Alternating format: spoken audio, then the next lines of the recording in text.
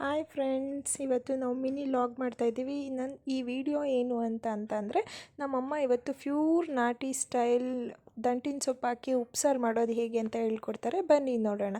First 1-2 cup ಆಗೋಷ್ಟು ನೀರು ಹಾಕಿ ನೀರನ್ನ ಒಂದು 5 ನಿಮಿಷ ಕುದಿಯೋದಕ್ಕೆ ಬಿಡಬೇಕು. ಆ ನೀರು ಕುದ್ಮೇಲೆ ಈಗ ನಾವು ಒಂದು 1/2 ಕಪ್ ಆಗೋಷ್ಟು ತೊಗರಿಬೇಳೆ ಹಾಕ್ಕೊತಾ ಇದ್ದೀವಿ. ತೊಗರಿಬೇಳೆ ಹಾಕಿ ಒಂದು ಸ್ವಲ್ಪ ಹೊತ್ತು ಕುದಿಯೋದಕ್ಕೆ ಬಿಡಬೇಕು. ಕುದ್ಮೇಲೆ ನಾವು ಅದಕ್ಕೆ 3 ಹಸಿಮೆಣ್ಸಿನ್ಕಾಯಿನ ಸೇರಿಸ್ಕೊತಾ ಇದ್ದೀವಿ.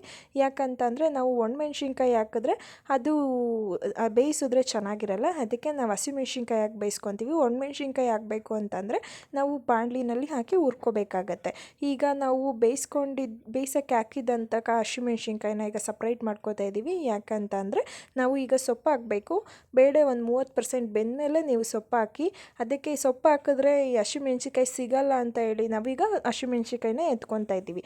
ಮೊದಲೇ ಯಾಕೆ ನಾವು ಹಸಿಮೆಣ್ಸಿನ್ಕಾಯಿನ ಬೇಳೆ ಜೊತೆ ಯಾಕೆ ಬೇಯಿಸ್ಕೊಳ್ಳೋದು ಅಂತಂದರೆ ಈ ದಂಟಿನ ಸೊಪ್ಪಿಂದು ದಂಟಿದೆಯಲ್ವ, ಅದು ಏನಾಗುತ್ತೆ ಸೇಮ್ ಹಸಿಮೆಣ್ಸಿನ್ಕಾಯಿ ಥರನೇ ಇರುತ್ತೆ. ನಾವು ಸೊಪ್ಪು ಹಾಕಿದಾಗ ಇದು ನಮಗೆ ಸಿಗೋದೇ ಇಲ್ಲ, ಅದು ನಮಗೆ ಕನ್ಫ್ಯೂಸ್ ಆಗುತ್ತೆ. ಅದಕ್ಕೆ ಮೊದಲೇ ಹಾಕಿ ಬೇಯಿಸ್ಕೊಬಿಡ್ಬೇಕು. ಈಗ ಒಂದು 30% ನಮ್ಮ ಬೇಳೆ ಬೆಂದಿದೆ ಅಂದಮೇಲೆ ಈಗ ಸೊಪ್ಪನ್ನ ತುಂಬ್ತಾ ಇದ್ದಾರೆ ನಮ್ಮ ಮಮ್ಮಿ. ಸೊಪ್ಪು ತುಂಬಿ ನಾವು ಬೇಯಿಸೋದು ನೋಡಿ. ಈಗ ತುಂಬ್ತಾ ಇದ್ದಾರೆ. ನಮ್ಮ ಕಡೆ ನಾವು ತುಂಬ್ತೀವಿ ಅಂತ ಹೇಳ್ತೀವಿ. ಅದನ್ನು ತುಂಬಿದ್ಮೇಲೆ ನಾವು ಅದರಲ್ಲೇ ನೀರಿರುತ್ತೆ. ನಾವು ಬೇಳೆಗೆ ಮತ್ತು ಈ ಸೊಪ್ಪಿಗೆ ಜಾಸ್ತಿ ನೀರು ಹಾಕಿ ಬೇಯಿಸೋ ಅವಶ್ಯಕತೆ ಇರಲ್ಲ. 1-2 ಗ್ಲಾಸ್ ಆದರೆ ಸಾಕು. ಯಾಕಂತಂದರೆ ದಂಟಿನ ಸೊಪ್ಪಲ್ಲೇ ನೀರಿನ ಅಂಶ ಜಾಸ್ತಿ ಇರುತ್ತೆ. ಹಾಗಾಗಿ ಸ್ವಲ್ಪ ನೀರು ಹಾಕಿ ಬೇಯಿಸಿದ್ರೆ ಸಾಕು. ಹಾಗೆ ನೋಡಿ, ಲೋ ಫ್ಲೇಮಲ್ಲೇ ಇಟ್ಟು ಬೇಯಿಸಬೇಕಾಗುತ್ತೆ ಬೇಳೆ ಮತ್ತು ನಾವು ಸೊಪ್ಪನ್ನ. ಹಾಗೆ ಒಂದು ಕುದಿ ಬರೋವರೆಗೂ ಮಾತ್ರ. ಸೊಪ್ಪು ಹಾಕಿದ್ಮೇಲೆ ನಾವು ಫ್ಲೇಮ್ನ ಜಾಸ್ತಿ ಮಾಡಬೇಕಾಗುತ್ತೆ. ನಾವು ಲೋ ಫ್ಲೇಮಲ್ಲಿ ಇಟ್ಟು ಬೇಯಿಸಿದಷ್ಟು ಅಡುಗೆಗಳು ಟೇಸ್ಟಾಗಿ ಬರುತ್ತೆ. ನೋಡಿ, ಈಗ ನಮ್ಮಮ್ಮ ಸೊಪ್ಪು ತುಂಬಿದ್ದಾರೆ. ಸೊಪ್ಪು ತುಂಬಿದ್ಮೇಲೆ ಒಂದು ಟೊಮೆಟೊ ಹಾಕಬೇಕು. ಇದಕ್ಕೆ ಒಂದು ಟೊಮೆಟೊನ ಬೇಯಿಸ್ಕೋಬೇಕಾಗತ್ತೆ ನಾವು. ಇದನ್ನೊಳಗಡೆ ಹಾಕಿ ಆ ಹಬೆನಲ್ಲೇ ಬೇಯುತ್ತೆ. ಆ ಹಬೆನಲ್ಲಿ ಬೆಂದಮೇಲೆ ನಾವು ಈಗ ಅದಕ್ಕೆ ಸ್ವಲ್ಪ ರುಚಿಗೆ ತಕ್ಕಷ್ಟು ಉಪ್ಪು, ಎಷ್ಟು ಬೇಕೋ ಅಷ್ಟು ಉಪ್ಪು ಹಾಕ್ಕೊತಾ ಇದ್ದೀವಿ. 1 ಟೀ ಸ್ಪೂನ್ ಆಗೋಷ್ಟು ಉಪ್ಪು ಹಾಕ್ಕೊಬೋದು. ನಮ್ಮಮ್ಮ ಟೇಸ್ಟ್ ಚೆನ್ನಾಗಿ ಬರುತ್ತೆ ಅಂತ ಕೈಯಲ್ಲೇ ಉಪ್ಪು ಹಾಕ್ತಾಯಿದ್ದಾರೆ ನೋಡಿ. ಈ ದಂಟಿನ ಸೊಪ್ಪನ್ನ ನಮ್ಮಮ್ಮ ಮಧ್ಯಾಹ್ನನೇ ಬಿಡಿಸಿ ತೊಳೆದು ಇಟ್ಕೊಂಡಿದ್ರು. ಇನ್ನೊಂದು, ಈ ದಂಟಿನ ಸೊಪ್ಪನ್ನ ಏನು ಅಂತಂದರೆ ನಾವು ಚಾಕುನಲ್ಲಿ ಕಟ್ ಮಾಡಬಾರ್ದು ಯಾವುದೇ ಕಾರಣಕ್ಕೂ. ಕೈಯಲ್ಲೇ ಬಿಡಿಸ್ಕೋಬೇಕಾಗತ್ತೆ ಮತ್ತು ಕೈಯಲ್ಲೇ ಕಟ್ ಮಾಡಬೇಕಾಗತ್ತೆ. ನಮ್ಮಮ್ಮ ಒಂದು ದಂಟಿನ ಸೊಪ್ಪನ್ನ 2 ಮಾಡಿದ್ದಾರೆ ನೋಡಿ. ಇದು ಫುಲ್ ಬೆಂದಿದೆ. ಈಗ ನೀರನ್ನು ಬಸ್ಕೊತಾ ಇದ್ದಾರೆ. ನೀರು ಸಪ್ರೇಟು ಮತ್ತು ಸೊಪ್ಪು ಸಪ್ರೇಟ್ ಮಾಡ್ಕೊತಾರೆ. ಒಂದು ಡ್ರಾಪ್ಸ್ ಕೂಡ ನೀರು ಇಲ್ದಂಗೆ ಸಪ್ರೇಟ್ ಮಾಡ್ಕೊಬೇಕು. ಯಾಕಂತಂದರೆ ಆವಾಗಲೇ ಅದು ಸೊಪ್ಪಿನ ಪಲ್ಯ ಟೇಸ್ಟ್ ಬರೋದಕ್ಕಾಗೋದು ನೋಡಿ. ಈಗ ಫುಲ್ಲು ಬಸ್ಕೊತಾರೆ. ಬಸ್ಕೊಳ್ಳೋದಕ್ಕೆ ನೋಡಿ ಈ ರೀತಿ ಬಸ್ಕೊತಾ ಇದ್ದಾರೆ ನಮ್ಮಮ್ಮ. ನೀರು ಸಪ್ರೇಟು ಮತ್ತು ಸೊಪ್ಪು ಕಾಳು ಸಪ್ರೇಟ್ ಮಾಡ್ಕೊತಾರೆ. ಬಸ್ಕೊಂಡು ಒಂದು 10 ನಿಮಿಷ ಆಚೆ ಎತ್ತಿಡಬೇಕಾಗುತ್ತೆ. ಆ ಬಿಸಿನೆಲ್ಲ ಹೋದ್ಮೇಲೆ ಪಲ್ಯ ಮಾಡ್ಕೊಳ್ಳೋದು. ಅಷ್ಟರಲ್ಲಿ ಖಾರ ರುಬ್ಕೊಳ್ಳೋಣ ಬನ್ನಿ. 3 ಮೆಣ್ಸಿನ್ಕಾಯಿ ಬೇಯಿಸ್ಕೊಂಡಿದ್ವಲ್ಲ, 3 ಮೆಣ್ಸಿನ್ಕಾಯಿ ಮತ್ತು ನೋಡಿ ಜೀರಿಗೆ ಮತ್ತು ಮೆಣಸು ಹಾಕ್ಕೊತಾ ಇದ್ದೀವಿ. ಆಮೇಲೆ ಒಂದು 5-10 ಬೆಳ್ಳುಳ್ಳಿ ಸುಲ್ಕೊಂಡು ಇಟ್ಕೊಂಡಿದ್ವಿ, ಅದನ್ನು ಕೂಡ ಹಾಕ್ಕೊತಾ ಇದ್ದೀವಿ. ಅದಾದಮೇಲೆ ಆವಾಗಲೇ ನಾವು ಬೇಯಿಸ್ಕೊಂಡಿದ್ವಲ್ಲ ಟೊಮೊಟೊ, ಅದನ್ನು ಕೂಡ ಮ್ಯಾಶ್ ಮಾಡಿ ಇಟ್ಕೊಂಡಿದ್ವಿ, ಅದನ್ನು ಹಾಕ್ಕೊತಾ ಇದ್ದೀವಿ. ಈಗ ಇಷ್ಟು ಹಾಕ್ಕೊಂಡು ಸ್ವಲ್ಪ ಸೊಪ್ಪು ಕೂಡ ಹಾಕೋಬೇಕಾಗುತ್ತೆ. 1 ಟೀ ಸ್ಪೂನ್ ಆಗೋಷ್ಟು.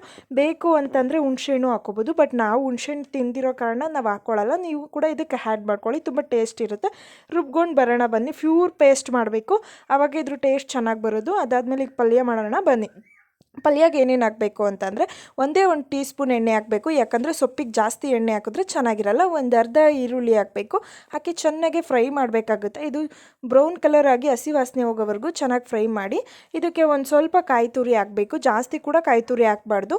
ಇದಕ್ಕೆ 1 ಟೀ ಸ್ಪೂನ್ 1.5 ಟೀ ಸ್ಪೂನು ಇದಕ್ಕೆ ಕಾಯಿ ತುರಿ ಹಾಕ್ಕೋಬೇಕು. ಕಾಯಿ ತುರಿ ಹಾಕ್ಕೊಂಡು ಇದನ್ನು ಸ್ವಲ್ಪ ಮಿಕ್ಸ್ ಮಾಡ್ಕೋಬೇಕು. ನೋಡಿ, ಈಗ ನಮ್ಮಮ್ಮ ಹಾಕ್ಕೊತಾರೆ ನೋಡಿ. ಈ ಥರ ಹಾಕ್ಕೊಳ್ಬೇಕು, ಸಾಕು, ಇಷ್ಟೇ ಹಾಕ್ಕೋಬೇಕು. ಎಷ್ಟೇ ಸೊಪ್ಪಿದ್ರು ಅದಕ್ಕೆ ನೋಡಿ ಹಾಕ್ಕೊಳ್ಳಿ. ಜಾಸ್ತಿ ಈರುಳ್ಳಿ, ಎಣ್ಣೆ, ಕಾಯಿ ಹಾಕ್ಕೊಂಡ್ರೆ ಆ ನಾಟಿ ಸ್ಟೈಲ್ ಅನ್ನೋದು ಹೊಟ್ಟೋಗ್ಬಿಡುತ್ತೆ. ಅದಕ್ಕೆ ಇವಾಗ ಸೊಪ್ಪು ಹಾಕ್ಕೊತಾ ಇದ್ದಾರೆ ನೋಡಿ. ಆವಾಗಲೇ 10 ನಿಮಿಷ ಆಚೆ ಎತ್ತಿಟ್ಕೊಂಡಿದ್ವಲ್ಲ, ಇದು ಫುಲ್ಲು ಆರಿದ್ಮೇಲೆ ಈ ಥರ ಕಾಣಿಸುತ್ತೆ.